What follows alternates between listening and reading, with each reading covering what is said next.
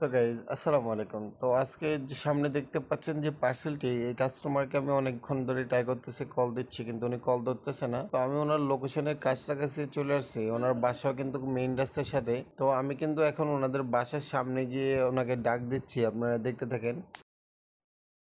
আপু পার্সেলটা নিয়ে আসছি। হ্যালো, এই যে বাসার সামনে আপু।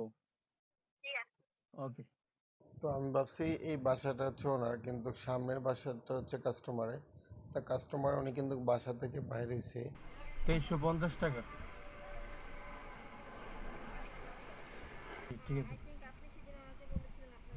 হ্যাঁ, শপ আছে। জি। কলমটা না, আমি আপনার নাম্বারটা লিখে দিচ্ছি, আপনি ওই নাম্বারে হোয়াটসঅ্যাপে নক দিলে যে কোনো বইয়ের ছবি বললে ওনার দিবে একটু। তো কাস্টমার পার্সেলিটি রিসিভ করে নেয়। তো উনি আমাকে বলতেছে যে ভাই আপনাদের তো বুক শপ আছে, ওইখানে ওই আইডিটা খুঁজে পাচ্ছি না। তো যাদের হচ্ছে বই লাগবে, বই অর্ডার করতে যাচ্ছেন ইসলামিক বই, আপনারা কিন্তু আমার সাথে যোগাযোগ করতে পারেন। আমি কিন্তু ইসলামিক বইগুলো সেল করে